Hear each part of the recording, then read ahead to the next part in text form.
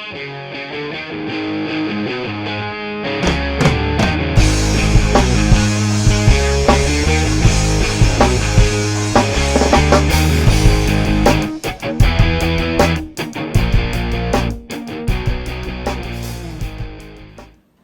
back to the Wayward Gourmands. This is Keith, and this is my assistant, Keith.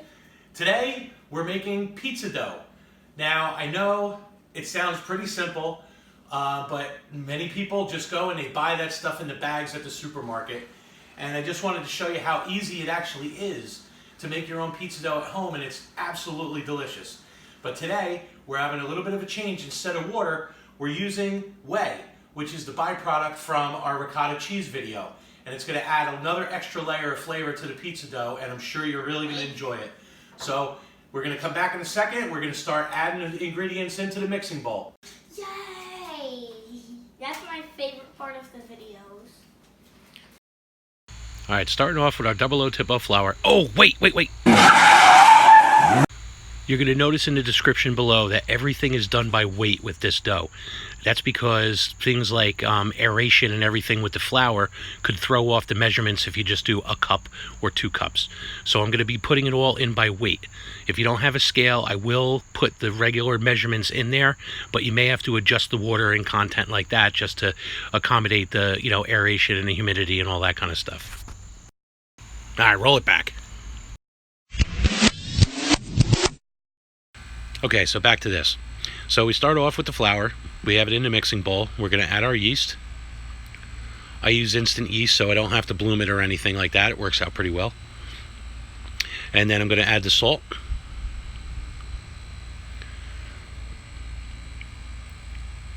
Salt doesn't want to come out of the bowl. Humidity got to it a little bit. That's okay. We'll spank the bowl, and then we'll straighten it out. Boop. Okay, so now the salt's in the bowl. We're going to add the sugar so we can feed the yeast, get some good burpage out of it, good rise out of the dough.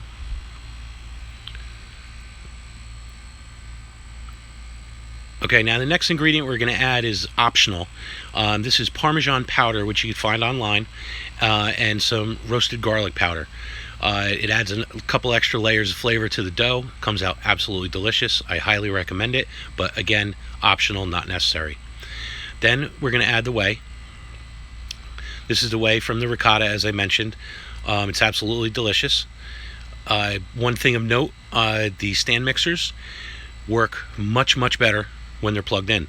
So I'll be back in a second. Let me plug that in. Maybe I should note that in the recipe that you have to plug this in up front. There we go. Now it's going on. Now, in order for it to mix, you have to raise the bowl so the dough hook can actually hit the ingredients. Now we're going to put the whey in. Now the whey, again, is absolutely delicious. You could put that in a, one of your insulated cups and bring it in the car with you. I guess you can call that way to go. Yeah, I went there. Sorry. Just kind of filling time while I pour it really slow for some reason. So once you get that in there, I like to mix it around for a while, let all the ingredients hydrate a bit. Hey everybody, it's me, Keith! Alright, let's speed this up a bit. The reason I'm letting this go without adding the oil in is because I want to make sure all of the flour comes into contact with the water first and starts hydrating. If we add the oil too soon, any of it that you immediately pour it on that hasn't been touched by water will absorb some of the oil, and it would prevent forming of gluten, which is what we're really trying to shoot for, and that'll give us a nice stretchy dough. So now it's going to start kneading this as it all comes together, and I'm going to slow it down here so you can actually see.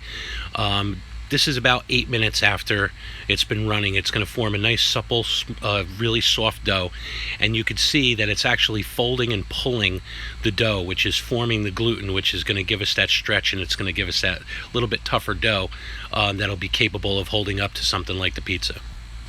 After about 12 minutes of kneading, it's going to be in the perfect consistency. Depending on the humidity, you may have to add a little bit more flour if it feels a little bit tacky or whatnot. So I throw a little bench flour down on the table, give it a couple quick kneads just to kind of evenly distribute everything, and then I'm going to fold it up into a ball for its first rise.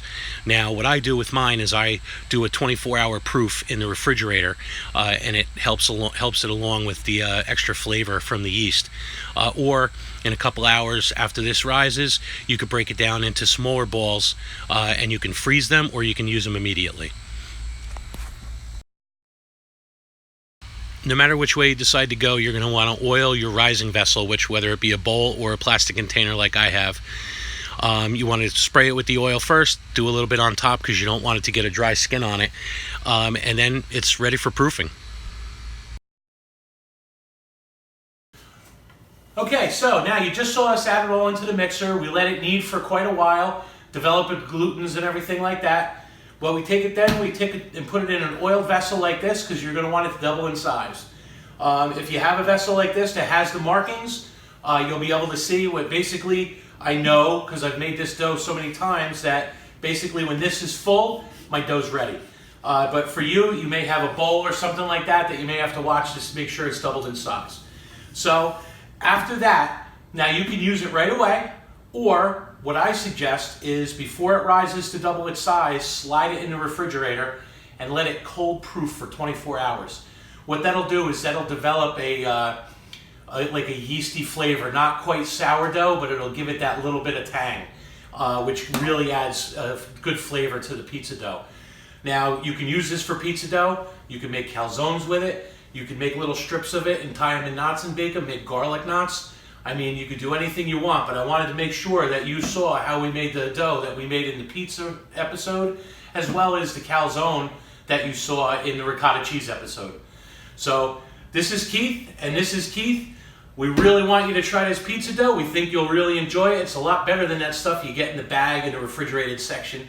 But come on back. We're going to be coming up with some more videos. Thank you again for all your support. We really love you, right? Yeah. See you next time on the Wayward Gourmands. Keep it delicious.